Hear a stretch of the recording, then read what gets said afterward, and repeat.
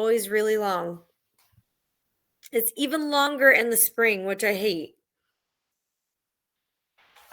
Spring is end of year, end of course tests.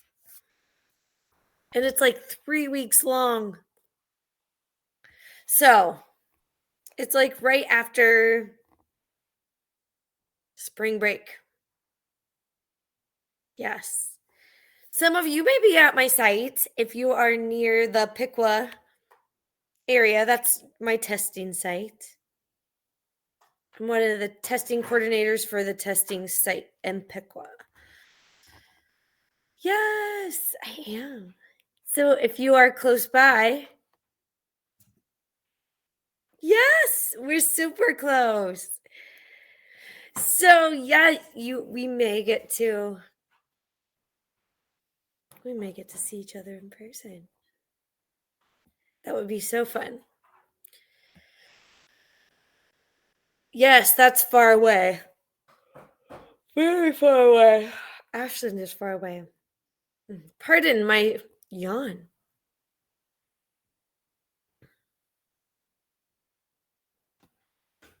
What big city is that near? Riker, is that north, I think?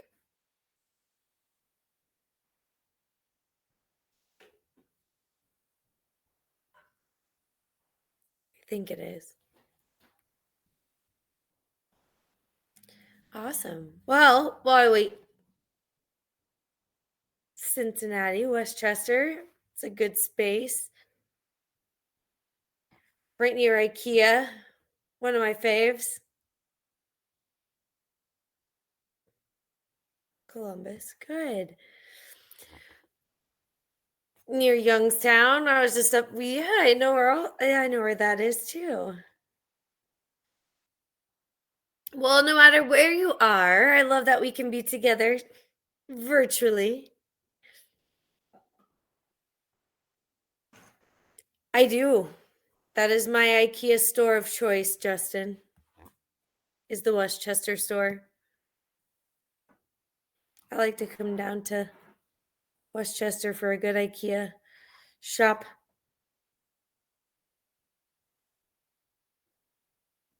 Little town of Hubbard. Oh.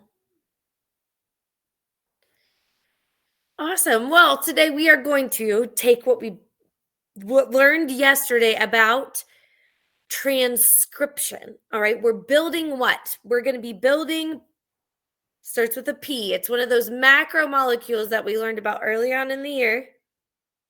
Yep.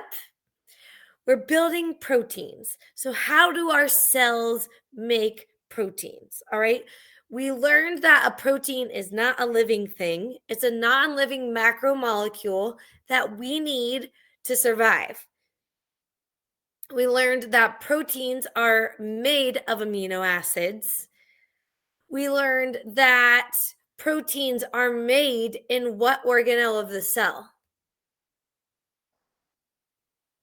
Where are proteins made in the cell? It's a tricky one. It's a little organelle. Yes, Dustin, it's the ribosome. The ribosome. And yesterday we talked about the very first part of making a protein, which is transcription. All right, we have transcription and translation. All right, so look at this. This is how I remember which one comes first. All right, transcription and translation. Both of them have trans in them, right? So trans and trans. The very next letter is C and L. Which one comes first in the alphabet? L or C? Yep. Isn't that super scientific and smart of me? As a biology teacher, I still remember that transcription comes before translation because of these letters right here. All right, those ABCs help me remember that you transcribe before you translate. Okay? Yep, and C is for copy. C is for making a copy.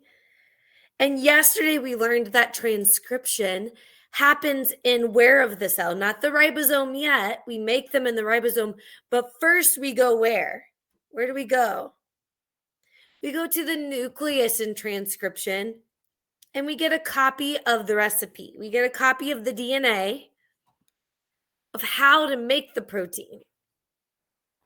Guess where we're going to take that copy of the DNA today, that RNA? Guess where we're going to take it today? From the nucleus to the... Yeah. We're going to take it from the nucleus to the ribosome today. From the nucleus to the ribosome, transcription happens in the nucleus, translation happens in the ribosome. All right. Who wants to read our goals? What are we going to do today? Well, since Ireland didn't go, I shall let her do the honors. Yes. And then Aria and Pip, I'll have you read other slides, I promise. Okay, just seeing if my mic's working. What is translation? What is the product of translation? Where does translation occur? Perfect. So just like yesterday, these were very similar goals, except for they had transcription here instead of translation. So what is it? What are we making? Where does it happen? Right? What in the world is it? What are we making? Where does it happen? Again, we're back down here. So yesterday we looked at how in transcription we unwound the DNA in a big section or a small section of the DNA. When you unwind the DNA, is it a big section or a small section? Yes. You only unwind a little small section where you want to get the information from. So what protein do we need? We're going to go in and then unzip and unwind just that piece. Good. And then what we're going to do is we are going to go in there and how did we make a copy? What did we do yesterday in transcription?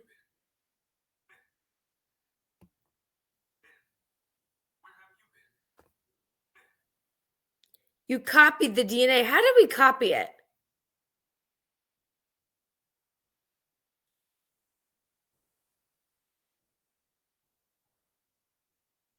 What did we do? We played a game of matching.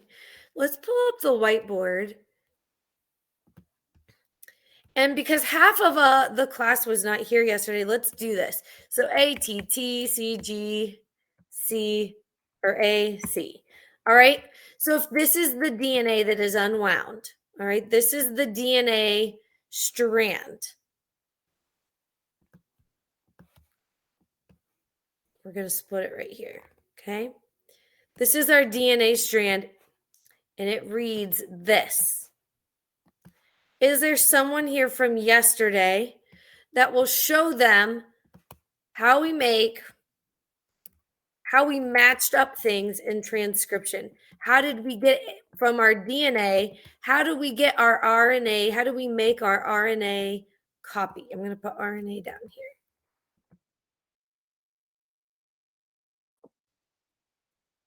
Oh, I was gonna volunteer, but I'll let Aria do it. How about this, Aria? We do one part, I do the other. That will work. You do one half, I do the other. Will that work? I say that's great. Yep, All right. that's perfect. Oh, it's split unevenly. I think there's 8, so it's split evenly. I'll do the CGAC, and then I'll do the one on the right. So. All right, so Pip's going to do these, and Aria's going to do these.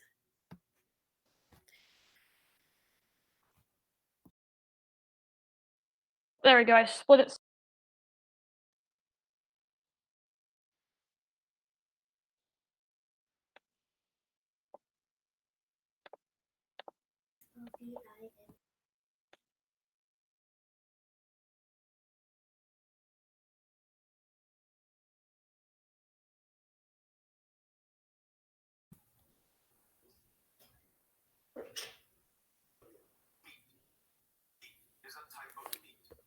So Tabby, ask. So all the numbers just confuse you. Help me understand that question, and I can help you. I think Tabby is talking about like these things right here, if you're wondering. Oh, okay. So she's just talking about splitting the DNA chunk up into equal halves. Yeah, cause I like to compromise things. Aria and I are doing what we do, and I hope you can see mine well. Yes. Uh, So what they've done is over here, these are our nitrogenous bases. All right. These are our DNA pairs. And what we do when we make our RNA is we go in and they look at the DNA piece. And A and DNA usually pairs with what? It usually pairs with T. Good. But in RNA, there is not any thymine. Okay? There is no thymine or no T in RNA. It is a U instead. Okay? So you see that Arya has added the U to the RNA strand. If there's a T, there's an A. If there's a T, there's an A. There's a T and there's an A. Cytosine always matches up with what? Guanine. Guanine matches up with cytosine. Adenine, again, we don't have thymine in DNA, so put the U, and the C matches up with the G. So it just goes in, unwinds the DNA, and plays match up, right? It plays match. And that's how we make or construct our RNA strand. All right, does that make sense? If this does not make total sense to you, I'll encourage you to go back to yesterday's lesson and watch that recording because we spend more time working on transcription. Okay? How you get that mRNA is what we focused on yesterday. And we still have a pretty good understanding going on. All right, so if you do not understand how we did this, how did we match up? Remember, our base pairs, C and G, always pair together, and A and U always paired together in RNA. And knowing that from DNA, that's how we make this RNA strand or this copy of DNA for today's lesson. So let's go back to our slides. Okay, so today we're going to take that copy. All right, here's our copy right here that we just made. This is our RNA or mRNA, our messenger RNA. It's a temporary copy of our DNA, of a short piece of DNA that codes just for the protein that our cells want to make. We're going to take this RNA to the ribosome, and today the product that we're going to come out with, we're going to take our RNA and make a protein. All right. So what happens in transcription is we make the RNA, and then this messenger RNA leaves. All right, this is our this is our messenger RNA. It comes down here, it leads the nucleus, and this right here is our ribosome. Now, ribosomes, do you think there is one, or do you think there are lots of ribosomes? One or lots? Yes. We need lots of proteins. We need proteins for so many things in our body. There are tons of ribosomes in each one of our cells.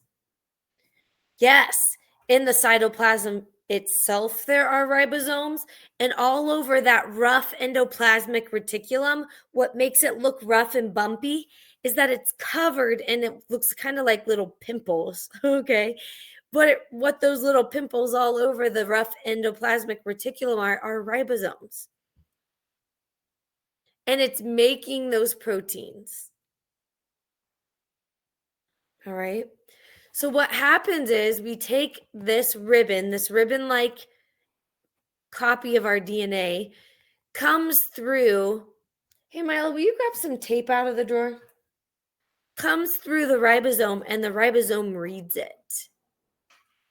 And as the ribosome reads this code, it assembles the protein.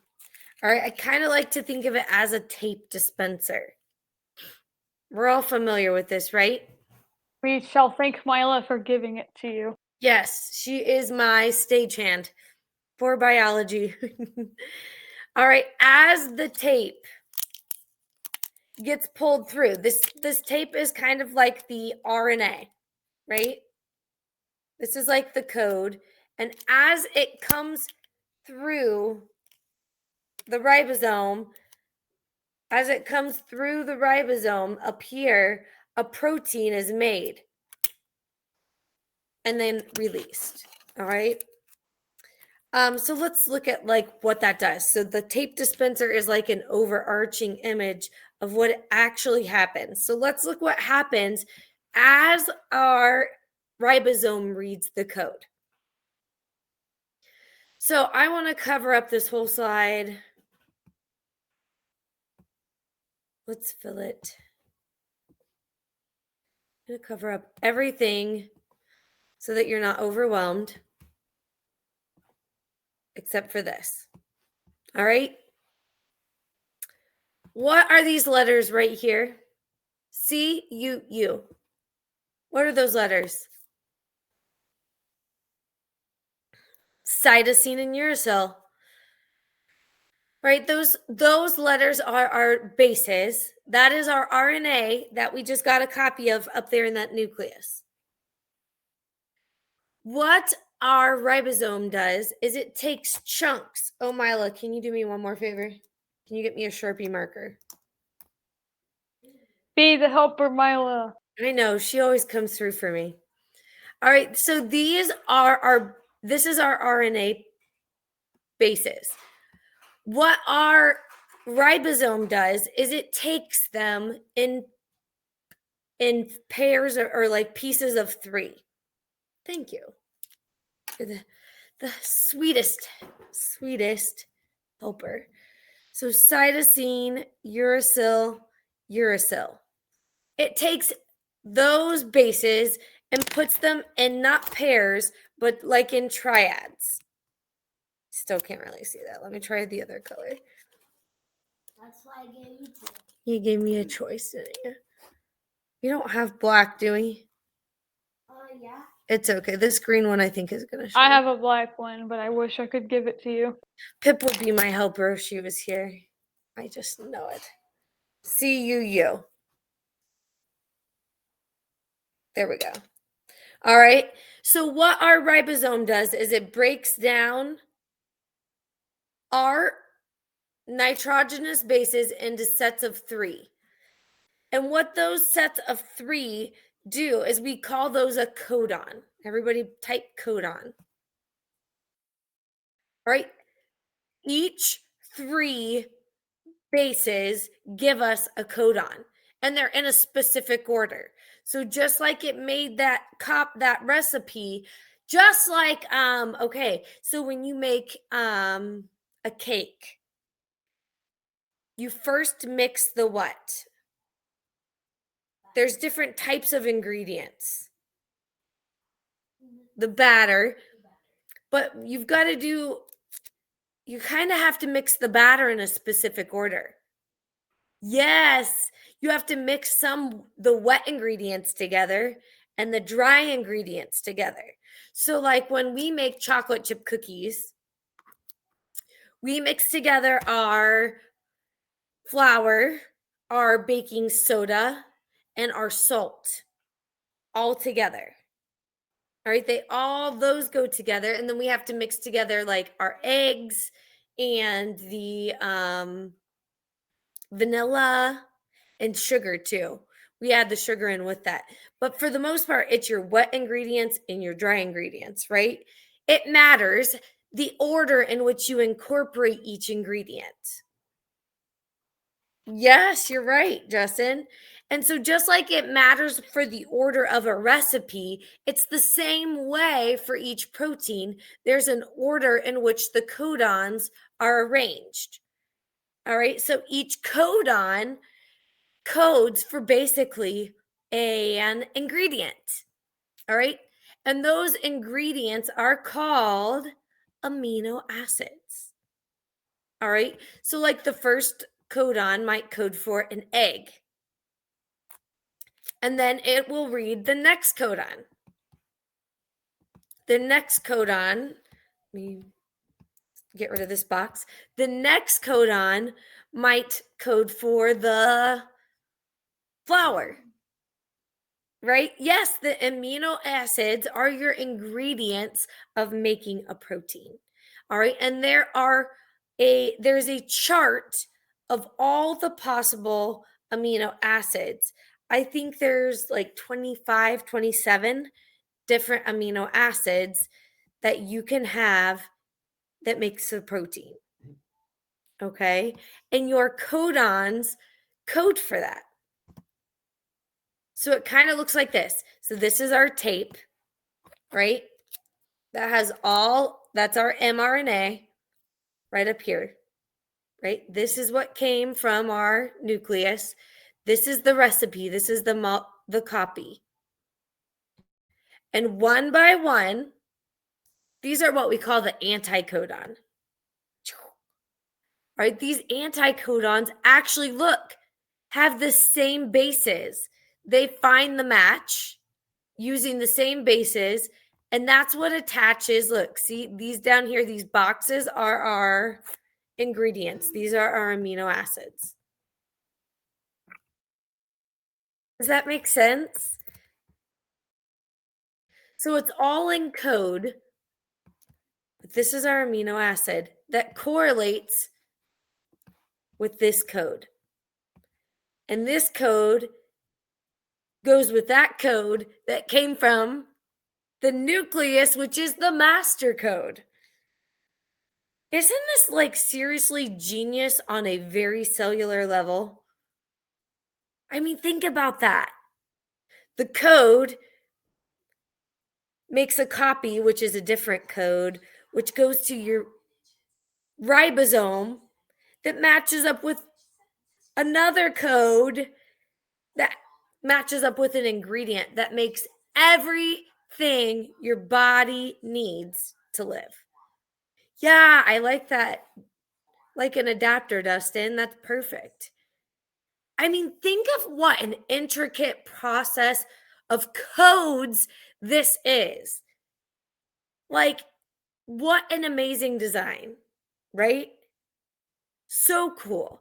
How it all matches up. And then each protein is different. Okay. So, what happens is at the end of the process, Miley, you're going to hate me. Will you grab me a hair tie and a pair of scissors? At the end of the process, at the end of you have the tape is your RNA code, right? This is your RNA. The tape is your RNA up here. And you go through and you match up all these different anticodons to put together all the ingredients in a very specific order. That's okay, I'll break it. Or I'll use my tape thing. I see your question. One sec, Aria, I'm going to do this. So then this rubber band, I'm going to say, look how it's colored. See how it has different colors?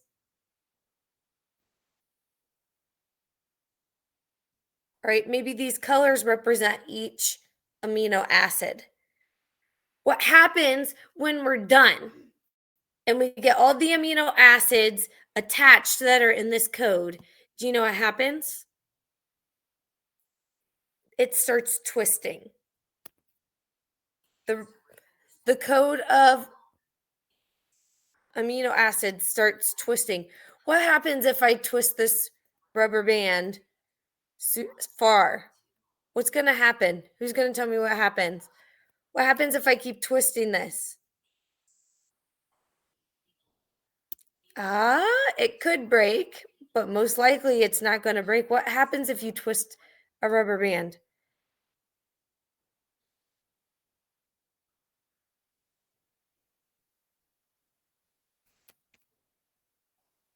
What just happened?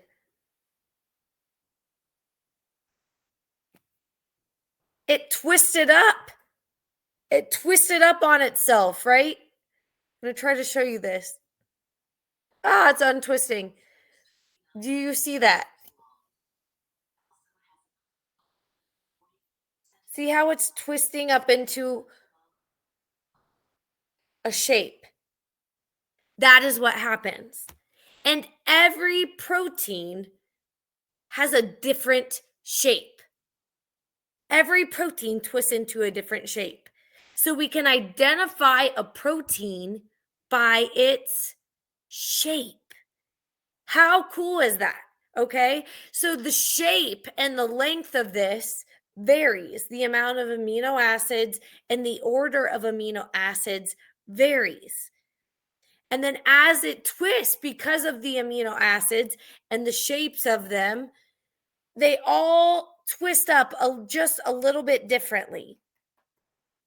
And every protein has its own unique shape. Now, I have a question.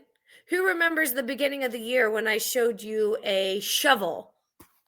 And I said, what does the shape of a shovel tell us about what it does? I sure do remember.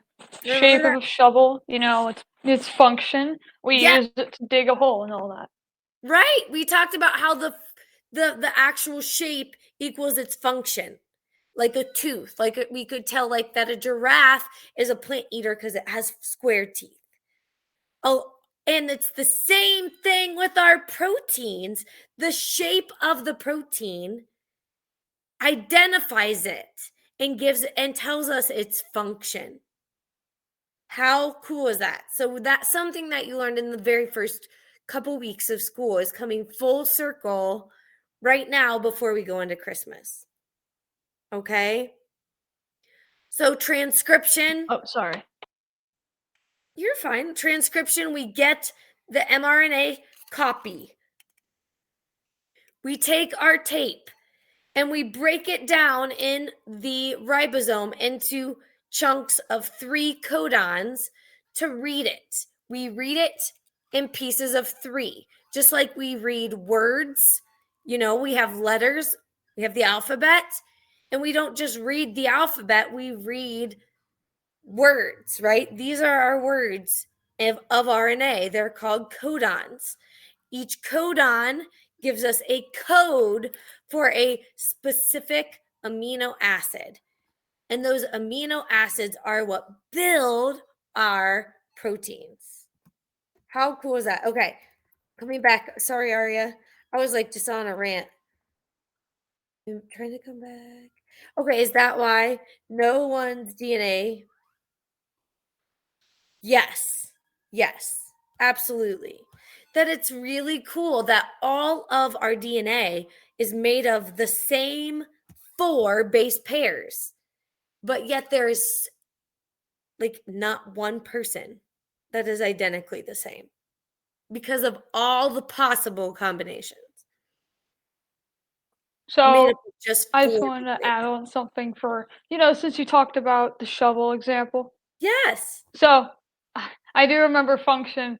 At first, I thought it was kind of weird at first, but then I started to learn about it new, and then boom, I remembered it. See this crochet hook I have here? You know, Yes. it doesn't look like much, but the purpose of it, like it has a function. Because I, with this single hook and some yarn, I made all of this. All of this. It is so long that I have to show it horizontally. And I love it. and then apparently the purpose of this, like Riker saw it, I put this in and then show you that this and that have a function. Both of them, the yarn and the needle itself, they have a function and a structure just like everything else in life. So yeah. Pip, I love that. You're 100% right. Because if I tried to use a spaghetti noodle, or if I tried to use a butter knife, that wouldn't work, right? But the function of her tool is so specific to its job. And it's the same way with all things really biology, is that the shape of those, how they were designed, the order behind it gives it its function. I love it. Awesome. Let's have Aria read this first one, and then Pip, and then Ireland, unless there's another reader in the house. And let's quickly go through these questions.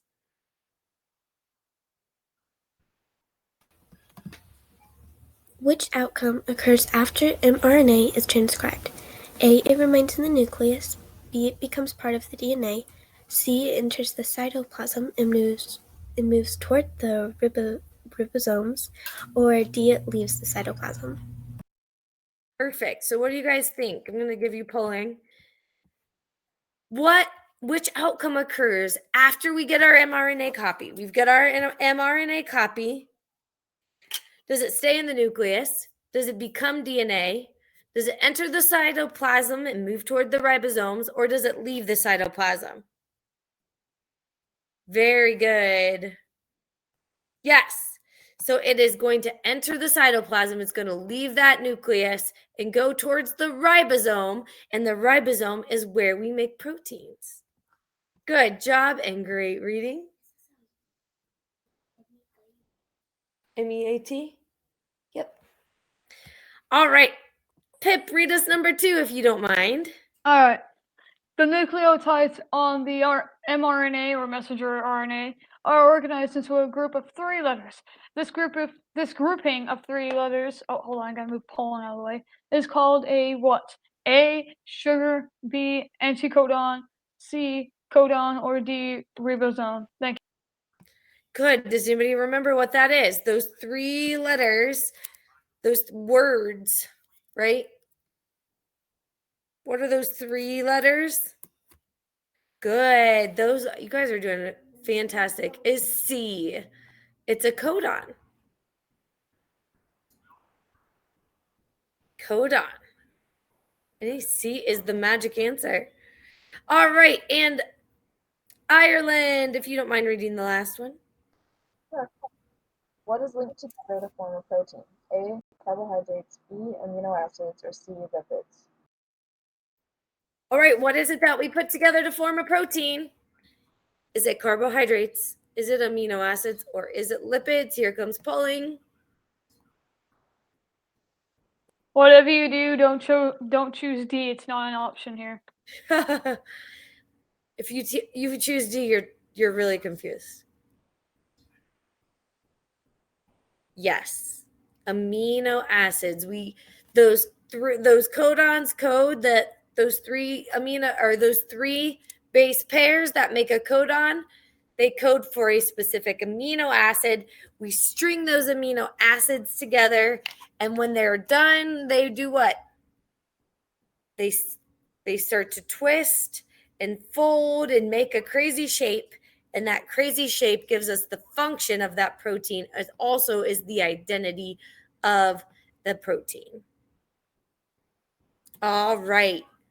You guys are stinking awesome. I have missed you so much. So glad you're back. We have another quiz today. It's short. If this was easy for you, then the quiz is probably going to be easy for you too. The quiz will open up as soon as class is over and I open it. So I can try to open that right now, maybe while we're here. It should be quick and easy. It should give you good points. We've had class, so I'd rather have quizzes when we have class, and you can have me to help you work through it all. Hopefully, you're feeling good about transcription and translation. These are complicated things, but I feel like you guys are doing a really good job of grasping onto them. You're making good analogies, you're answering questions correctly. So that tells me that you're ready for this test and that you're gaining understanding of the content. So we have one more day of class, and then we have our Christmas break. All right, then we're going to come back. We will not have a unit 5 test. We will not have a unit test because we will have a final. There's no need to have both, in my opinion. So you will not have a unit test on this chapter. However, you will have questions from this unit on the test. Okay. I think I just opened it, so you may need to refresh. And it should be open, but you might have to refresh your classroom for it to share, or for it to show, not share. All right, you have should also have multiple attempts to do that. Sure that's updated. Should be working and open. Yep. If you get a bad grade on the final, I'm confident that you won't. Okay. Yes, I will make sure the final is open. Actually, you want me to open that right now? How about we do that right now so no one's panicking? Okay. Let's do it. I'm not going to open the final exam for you to take, but I'll open the study guide. That will do, the study guide. You know Or what? the- You know what I might do? Tell me if this stresses you out. Would you like me to open the final? It might be better to do before you leave for break. I mean, yeah, but you can also open the study guide. I'll Like, do so we both, could do, yes. we can do the study guide first. Because it might be nice to do that and push yourself now. Right. And then you don't have to like stress about it in January, because honestly, the stuff is going to be more fresh on your mind now than it will in January. So let's just go ahead and open it up today. But before you do it, guys, make sure you get the study guide completed. The study guide is going to help you. It's not mandatory, I will say that. But the study guide, okay, I'm going to open this. It's all optional. All up right now. And are you allowed to use your study guide on the final? Because I Yes. know open notes are a thing. Yes. Okay. I want you to succeed. And let me see. I think it might just be a open study guide. I don't think you even have to do it, if I remember correctly. There's a review sheet.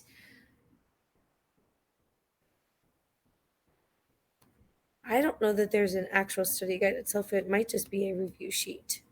Oh, crud. Clicked on the wrong button. Hold on one second.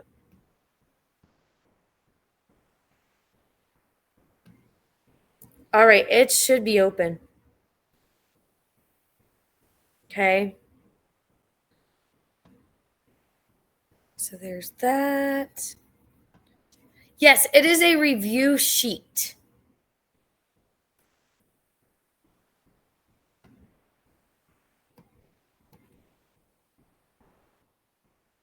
That you can look at and use.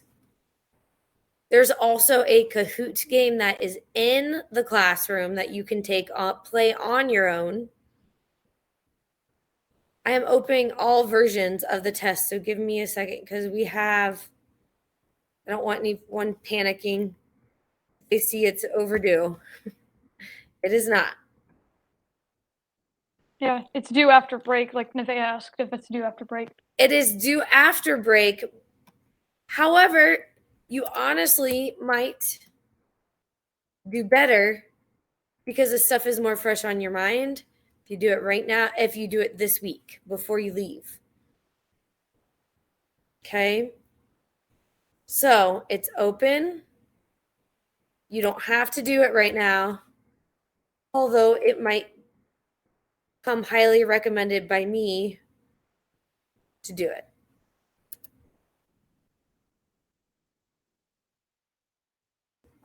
All right. I feel like all of them should be open. Both the quiz for the day, the exam, there's a review PowerPoint, there's a review sheet. And if you click on that, guys, you don't even need to fill it out.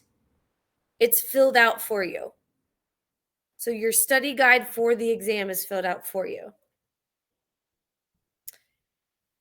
Oh, you're welcome. I want you to succeed. I know you guys have a lot of things going on at Christmas. I know you have to go. So if you have to go, and that's fine. But I'm confident you will do well on the quiz and on your thing. If you have any questions, let me know. Have a great day. Don't be late to your class. Sorry, guys. And I will see you tomorrow. Have a great day, guys. No, I'm so glad that makes you feel better. Anything I can do to help. You too, Justin. Have a good day.